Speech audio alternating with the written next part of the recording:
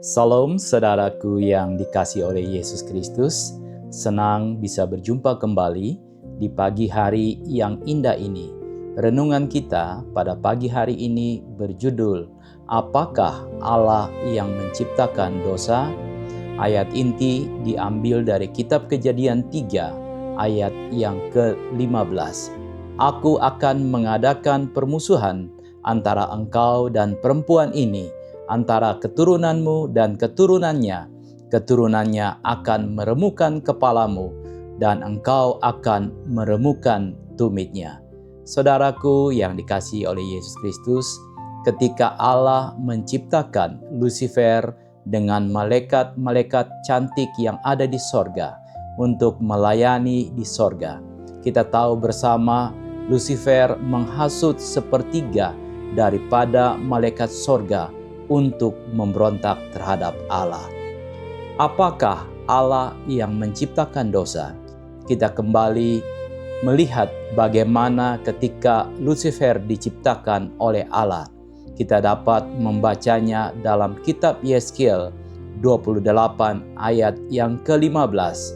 Engkau tak bercela di dalam tingkah lakumu sejak hari penciptaanmu, sampai terdapat kecurangan kepadamu. Saudaraku, kitab Yeskiel menuliskan bahwa Lucifer tidak bercela pada waktu penciptaannya dan dia sangat sempurna. Dari namanya kita dapat mengetahui nama Lucifer adalah nama yang indah dari bahasa Latin, yaitu lux yang artinya cahaya, dan fere yang artinya membawa.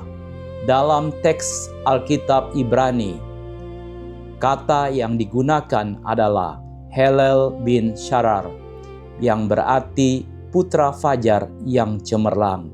Saudaraku, nama yang indah disematkan untuk Lucifer. Di manakah tempat Lucifer berada? Kalau kita membacanya di ayat yang ke-13 sampai ayat yang ke-14, tempatnya sangat-sangat indah dan sangat prestisius. Kita dapat membacanya di ayat yang ke-13. Engkau di Taman Eden, yaitu Taman Allah, penuh dengan segala batu permata yang berharga. Tempat tatanannya dibuat dari emas dan disediakan pada hari penciptaanmu. Tempat yang indah dan begitu luar biasa, di atas batu-batu permata yang tidak ternilai nilainya.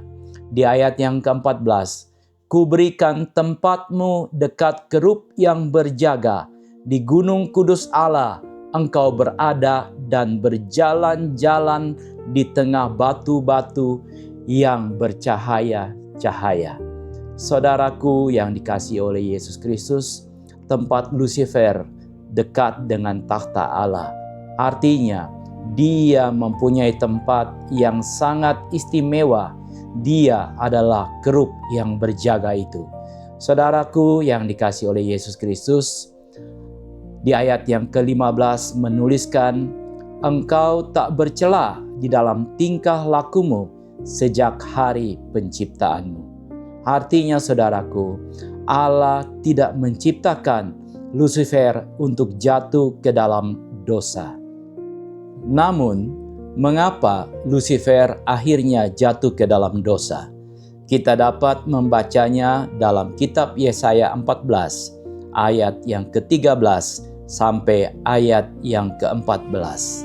Engkau yang tadinya berkata di dalam hatimu, aku hendak naik ke langit, aku hendak mendirikan tahtaku mengatasi bintang-bintang Allah, dan aku hendak duduk di atas bukit pertemuan, jauh di sebelah utara. Di ayat yang ke-14, aku hendak naik mengatasi ketinggian awan-awan, hendak menyamai yang maha tinggi.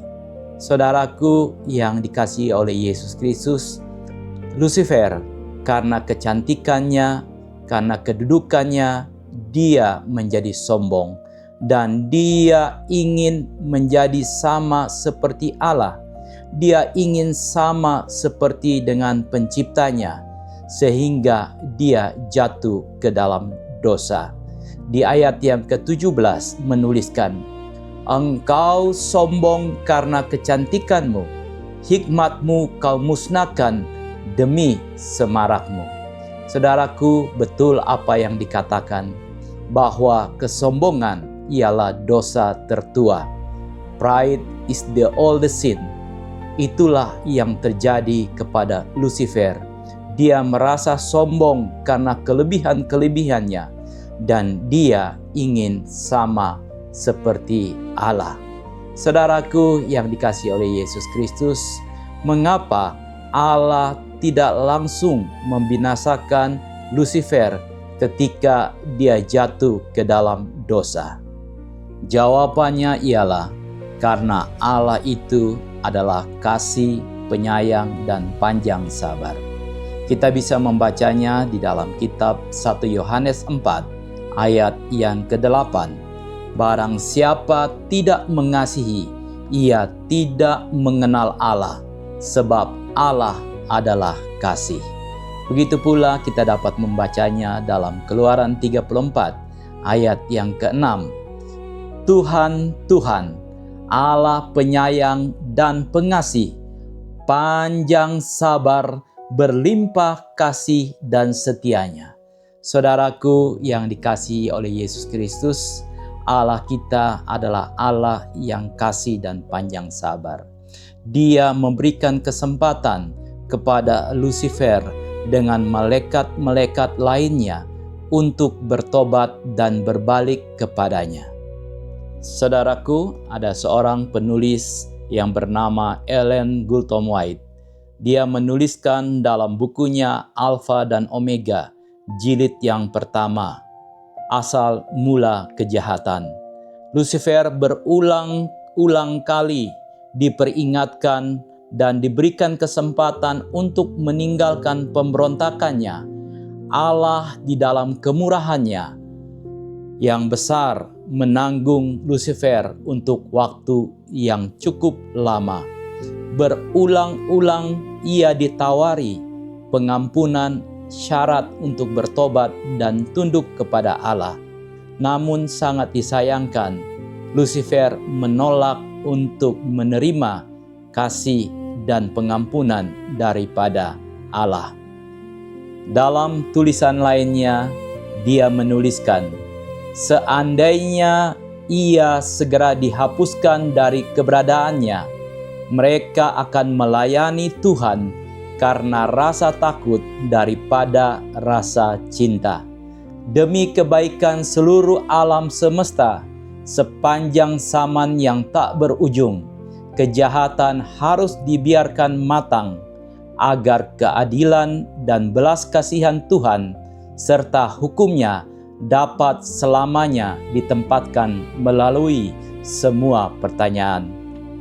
Saudaraku, seandainya ketika Lucifer jatuh ke dalam dosa, Allah segera membinasakan Lucifer dengan malaikat-malaikat lainnya, maka para penghuni sorga dan jagat raya ini akan menyembah Allah di dalam ketakutan, bukan karena kasih.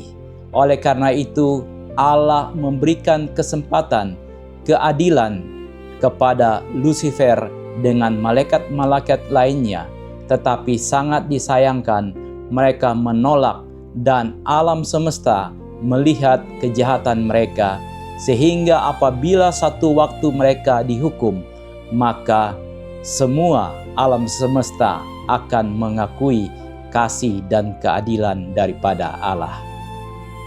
Saudaraku, kita dapat membaca di dalam kitab Ayub 1 ayat yang ke-6. Allah masih memberikan kesempatan kepada iblis untuk datang ke sorga. Ayub 1 ayat 6 menuliskan, pada suatu hari datanglah anak-anak Allah menghadap Tuhan, dan di antara mereka datanglah juga iblis. Di ayat yang ke-7, maka bertanyalah Tuhan kepada iblis, dari mana engkau? Lalu jawab iblis kepada Tuhan, dari perjalanan mengelilingi dan menjelajah bumi. Saudaraku, waktu yang cukup lama diberikan kepada Lucifer dengan malaikat-malaikat lainnya agar kembali dan bertobat. Namun kesombongan mereka menutupi segalanya, sehingga mereka menolak kasih karunia daripada Allah. Di dalam Yohanes 8 ayat 44 menuliskan bahwa iblis adalah bapa pendusta. Dengan tuduhan-tuduhan palsu terhadap karakter Allah, pemerintahan Allah, Lucifer berhasil memikat hati sepertiga malaikat jahat di sorga, dan mereka akhirnya memberontak dan harus dilemparkan keluar dari sorga. Di dalam Wahyu 12 ayat yang ke-9, naga besar itu dilemparkan ke bawah, si ular tua yang disebut iblis atau setan. Ia dilemparkan ke bumi bersama dengan malaikat-malaikatnya. Saudaraku yang dikasihi oleh Yesus Kristus, ketika Allah menciptakan Adam dan Hawa, Allah sangat mengasihi Adam dan Hawa.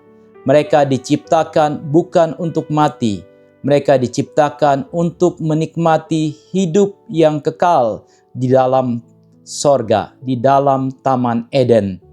Kemudian Allah memberikan perintah kepada Adam dan Hawa. Kita dapat membacanya di dalam kitab Kejadian 2 ayat yang ke-16. Lalu Allah memberikan perintah kepada manusia, semua pohon dalam taman ini boleh kau makan buahnya dengan bebas. Tetapi pohon pengetahuan tentang yang baik dan yang jahat itu, janganlah kau makan buahnya, sebab pada hari engkau memakannya, pastilah engkau mati. Saudaraku yang dikasihi oleh Yesus Kristus, iblis adalah bapa pendusta. Dia datang kepada Hawa di Taman Eden ketika Hawa sedang berjalan-jalan sendiri. Kemudian dia datang dalam wujud ular dan dia mulai menggoda Hawa untuk jatuh ke dalam dosa. Iblis menggunakan atau dia mengutip apa yang Allah katakan. Kita dapat membacanya dalam Kejadian 3 ayat yang pertama sampai ayat yang ketiga. Ular itu berkata kepada perempuan itu, "Tentulah Allah berfirman, semua pohon dalam taman ini jangan kau makan buahnya, bukan?" Saudaraku yang dikasihi oleh Tuhan, seakan benar apa yang iblis katakan, tetapi dia memutarbalikkan firman atau perintah daripada Allah. Di ayat yang kedua, sahut perempuan itu kepada ular itu, "Buah pohon-pohonan dalam taman ini boleh kami makan, tetapi tentang pohon yang ada di tengah-tengah taman, Allah berfirman, janganlah kamu makan atau raba buah itu, nanti kamu mati." Saudaraku yang dikasihi oleh Yesus Kristus, iblis dia mulai menularkan sifat aslinya, yaitu dia ingin sama dengan Allah. Dia ingin sama dengan penciptanya. Kemudian di ayat yang keempat, iblis itu mulai menipu Hawa yang sudah mulai terpengaruh dengan kata-katanya. Tetapi ular itu berkata kepada perempuan itu, "Sekali-kali kamu tidak akan mati." Tetapi Allah mengetahui bahwa pada waktu kamu memakannya, matamu akan terbuka dan kamu akan sama seperti Allah, tahu tentang yang baik dan yang jahat. Saudaraku yang dikasihi oleh Yesus Kristus, apakah Allah yang berdusta? Sebab Allah mengatakan, jikalau engkau memakan buah itu, pastilah engkau mati. Tetapi iblis mengatakan sebaliknya, sekali-kali kamu tidak akan mati. Hawa tertipu. Dia memakan buah itu dan memberikan kepada suaminya. Saudaraku yang dikasihi oleh Yesus Kristus, Allah sangat mengasihi Adam dan Hawa, sebagaimana Allah juga mengasihi Lucifer dengan malaikat-malaikat lainnya. Pada hari Adam dan Hawa memakan buah yang dilarang itu, secara fisik mereka tidak langsung mati. Tetapi pada hari itu, ada yang mati menggantikan mereka di Taman Eden, yaitu seekor binatang yang kulitnya Allah menyematkan kepada mereka sebagai pakaian menutupi ketelanjangan mereka. Binatang itu adalah seekor anak domba yang nantinya melambangkan Kristus mati di kayu salib. Kita dapat membacanya dalam kitab Wahyu 13 ayat yang ke-8. Saudaraku yang dikasihi oleh Yesus Kristus, di dalam kitab Ibrani 9 ayat 22 menuliskan, dan hampir segala sesuatu disucikan menurut hukum Taurat dengan darah. Tanpa penumpahan darah tidak ada pengampunan. Tanpa kematian Yesus di kayu salib tidak ada pengampunan. Saudaraku yang dikasihi oleh Yesus Kristus, karena begitu besar kasih Allah akan manusia ini, Yohanes menuliskan di dalam Yohanes 3 ayat yang ke-16, karena begitu besar kasih Allah akan dunia ini, sehingga ia telah mengaruniakan anaknya yang tunggal, supaya setiap orang yang percaya kepadanya tidak binasa, melainkan beroleh hidup yang kekal. Saudaraku yang dikasihi oleh Yesus Kristus, Rasul Paulus juga mengingatkan kita di dalam kitab Roma 2 ayat yang keempat. Maukah engkau menganggap sepi kekayaan dan kemurahannya, kesabarannya dan kelapangan hatinya? Tidak engkau tahu bahwa maksud kemurahan Allah ialah menuntun engkau kepada pertobatan. Saudaraku yang dikasihi oleh Yesus Kristus, Allah tidak menginginkan kebinasaan orang jahat. Allah tidak menginginkan kebinasaan orang fasik. Allah sangat mengasihi ciptaannya. Oleh karena itu, saudaraku, biarlah dengan pertolongan Roh Kudus kita boleh menyambut kematian Yesus di kayu salib agar kita diselamatkan. Demikianlah renungan kita pada pagi hari yang indah ini. Doa dan harapan saya, saudara semua berada dalam keadaan baik. Tuhan memberkati kita semua. Salam.